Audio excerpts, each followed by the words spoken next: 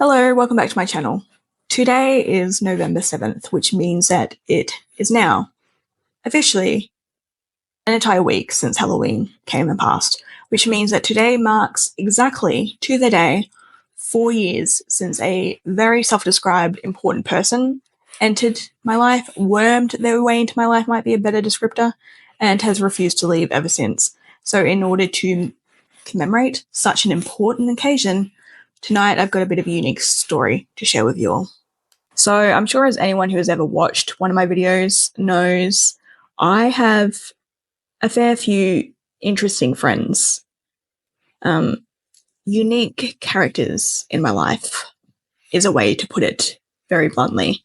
And one of these unique characters is my co-worker and self-described second best friend in the entire world, Nate. Yeah, Nate. Some of you know him. Some of you have certainly heard me mention him before, and the vast majority of you, this will probably be your first encounter with him.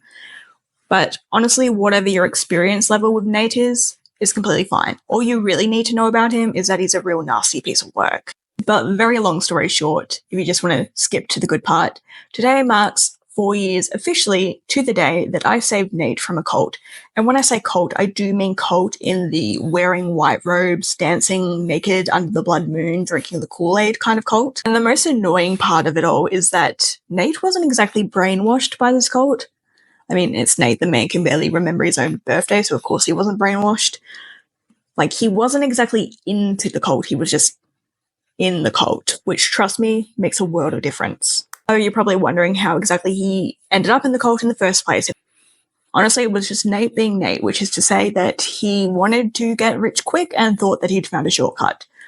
Spoiler alert, he did not. But anyway, that is the short version. Let's get into the long version. This is the story of how I saved my best friend Nate from a death cult. Now, like all great modern stories, this specific story began in the year 2020. And apparently 2020 was such an amazing year for cults everywhere. In fact, it was such a good year for this specific cult in question that by the halfway point of 2020, they were in such a good financial position from all the new members joining their cult and donating to them their worldly possessions that they were actually able to finance and purchase and set up their compound on one of the cattle stations at the edge of our shitty little town in the Australian outback. And actually, they really hated it when we used to call their home a compound. But you know what? If the shoe fits, the shoe fits. The cultists weren't actually supposed to be interacting with the outside world at all, kind of like part of their cultist ethics that they had to sign when they joined. But they were always sneaking out of the compound and coming into town to buy smokos and snacks and whatever else they needed. And while they were there, technically speaking, the cultist recruits were not supposed to be trying to recruit new members until they had reached the honorable senior cultist status of the cult. But they weren't very good cultists, and they also hated it when we called them cultists. And, they abided by the standard, standard cult practice. So when they would get a new cultist recruit in, they would strip them away of all their identifiable features that kind of like connected them to the outside world. So they stripped them of all their personal belongings, their names, all that kind of thing.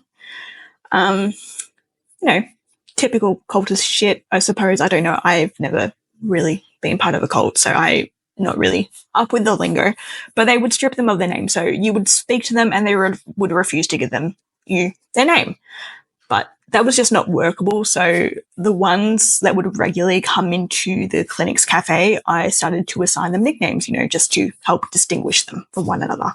Now, I know that this might be an unpopular opinion, especially amongst viewers of this specific video, but I really didn't like cults. I still don't like cults. And as far as my dislike for cults went, I really, really didn't care for this specific one. I mean, they weren't usually a bother. Like I said, they very rarely strayed too far away from the compound. And when they did, it was only for very short periods of time, like as long as they wouldn't be missed. And they would probably be missed quite regularly if they stayed out too long. So they were rarely outside the compound.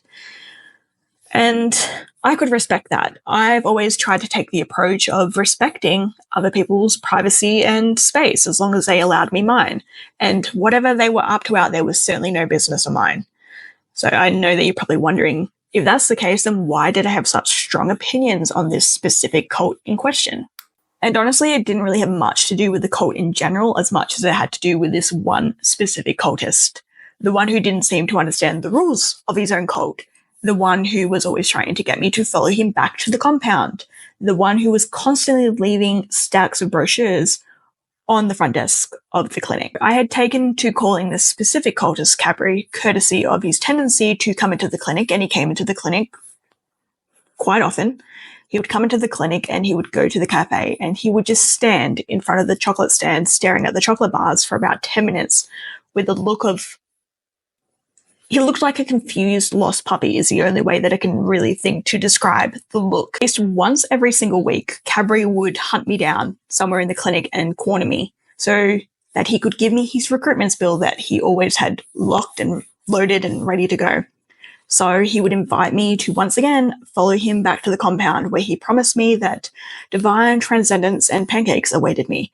And when that failed, he would then try to appeal to my logical side by saying that if I would just, hear him out, that I would see that his reasoning was divine and flawless and that I would be a complete fool not to join him in the perfection of the logic and nirvana that was his fake religion. And in turn, once a week at least, I would inform Cabri that I, very politely and firmly, might I add, that I was actually taking a break from logic at this point in time, and if he wasn't going to fill in a new patient form, that he needed to, buy something or leave.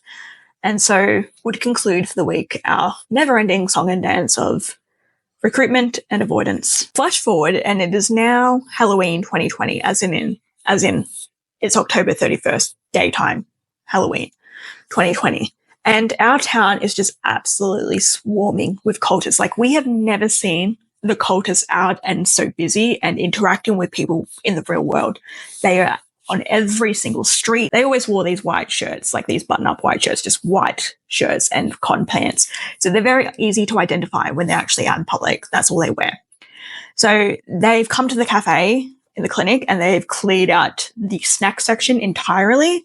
They've gone to the local pub and brought 2 kegs of beer, and apparently they went to the local shop and ordered something like 2 dozen pizzas. So it became very quickly apparent to all of us locals that they've got some kind of event plan, some kind of like Samarin thing that we could only really hear about in, hushed murmurs and whispers. And to this day, I am still not completely sure what exactly they did. So Halloween passes and it is now November 1st, the morning of November 1st, and the cultists have disappeared off the face of the planet.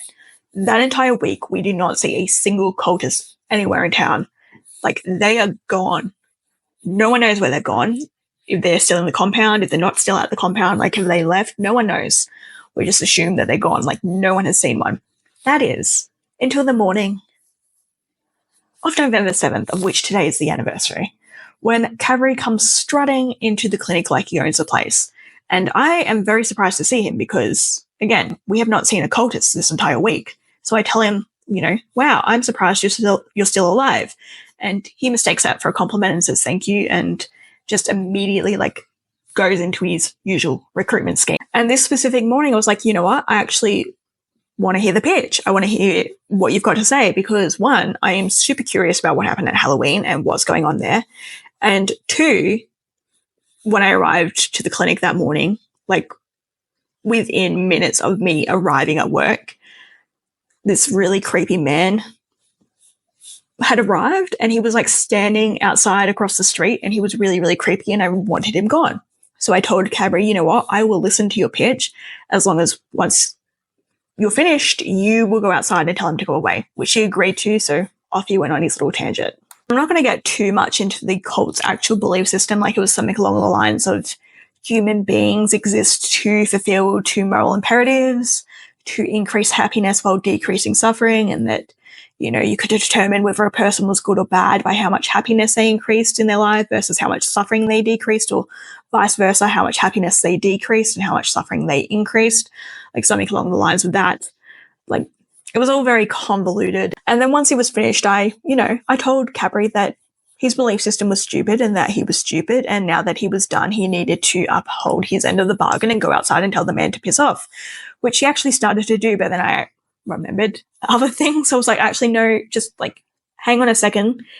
tell me about what happened on Halloween. And he just stares at me blankly, and I can tell by the look on his face that he genuinely had no idea what he was talking about. So I'm like, come on, dude, like, I'm not a complete idiot. I can put two and two together. You know, the unusual cultist activity, the panic buying, the whispered murmurs and whispers. Like, I can tell that something, you know, happened on Halloween. They've disappeared. Like, what's going on? And as I'm speaking and explaining all this to him, like, Cadbury's face is just gone as pale as a ghost. And before I ever even finished speaking, he's like turned on his heels and he's sprinted out of the clinic, still holding in his hand the frozen Coke that he had not paid for, by the way. So we're like, wow, like, that was weird. But then again, cultists are inherently weird. So I just kind of paid for the frozen Coke out of my own money and completely forgot about the interaction as I went back to work for the day. That is until about an hour before the end of my shift that day, at which point Cadbury returned to the clinic and he was crying so hard that I actually had to take him into one of the procedure rooms because he was starting to scare the other patients that were still there.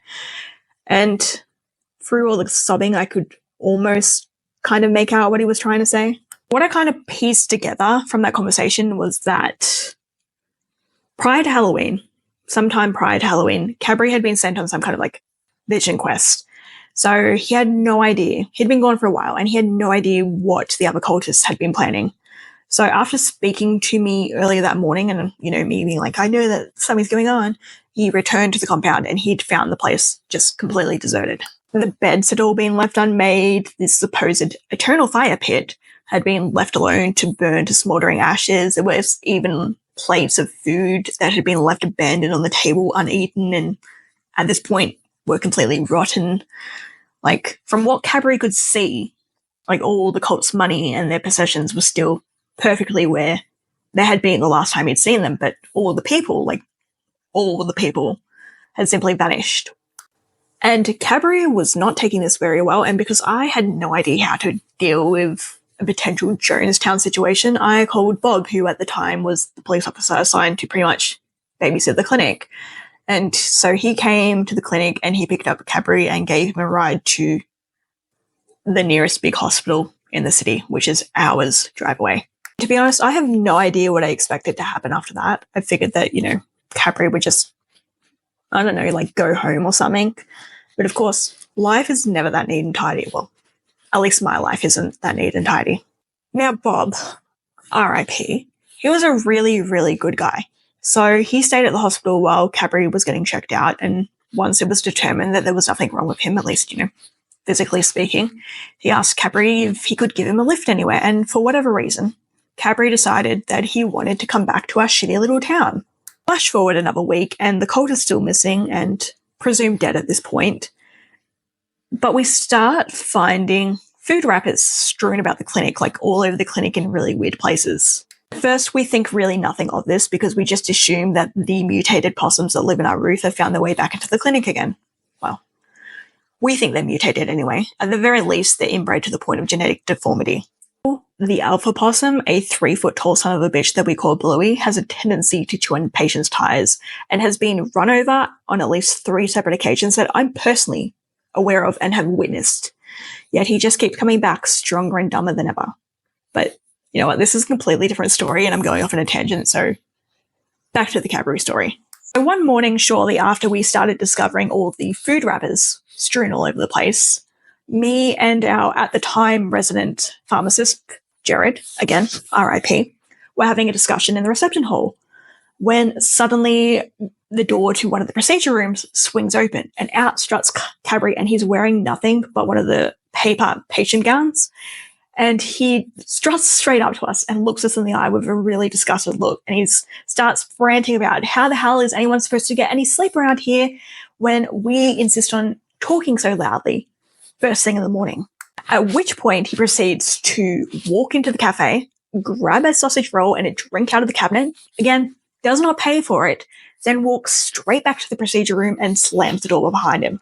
So Bob found the whole Cadbury living in the clinic thing really, really hilarious, and the owner of the clinic was actually so impressed that Cadbury had managed to stay inside the clinic without leaving for days at a time, without going insane, that he actually offered him to fill in for the full-time receptionist job at the clinic until we could find someone more permanent, which did not seem likely considering that that job had been open for months. And like I said, this was supposed to be a temporary arrangement, but somewhere along the way, Cabri just ended up sticking. Like, there's one thing he's really, really good at is adapting to things. Like I said, he started out as in the reception gig, but then somewhere along the way, he started like filling in for the nursing duties when we needed them. And it became apparent with time that he was actually all along a registered nurse, which helped us a lot because we didn't have a full-time registered nurse, and he's still here 4 years later. I honestly didn't bother learning his name, and this is going to sound really terrible. I didn't bother learning Cabri's name until he'd been here for a couple of months and saved my life a couple of times. And that wasn't like unusual for me. Like, that wasn't Cabri specific. Like, it wasn't because I had a vendetta against him. That's just something that happens a lot because the clinic itself, if you come to Australia on a working holiday visa and you want to stay longer than a year, as part of that, you need to do a placement within a remote or rural, like super rural area. And we're part of that program. So that's how we got a lot of our nursing staff. And I never, ever bothered to really learn their names until they had hung around for a while, because they would come and go so regularly that it was just really a waste of time. Like, quite regularly, they wouldn't even last a day. Like, they would be gone within a day or two. So it was just no point. So it actually took me a couple of months to get used to Cabri's name, real name. Not that no one ever told it to me. I just never bothered to memorize it, which that sounds so terrible. But now 4 years later, well, it's really funny how things turn out sometimes. You know, Nate. He's kind of like a stray cat. You feed him once, you'll never get rid of him again. And he absolutely drives me up the wall sometimes. Like, he makes me go crazy so much. But still, I would not change him for anything. At some point in the last 4 years, he's gone from just another interchangeable face, like a very weird interchangeable face, but an interchangeable face nonetheless, to, well, honestly, my best friend. And he's the ultimate ride or die, and you could not ask for a better friend. Nate, if you're watching this, as I know that you most likely are, do not let that go to your head. You're really not that special. All right, guys, so that's pretty much the end of this story time. Like, I can go into more about mine and Nate's adventures, and Lord knows we have many, but for tonight, that's just where I'm going to end it. Hopefully, the goal is that I'm going to have another episode of Therapy for Time Travelers out in the next couple of days. But as always, that is a goal, that is not a promise, that is not a blood oath, so do not hold me to it if it does not transpire. But yeah, that's it for tonight. So I hope you guys have a good night, and I'll see you next time.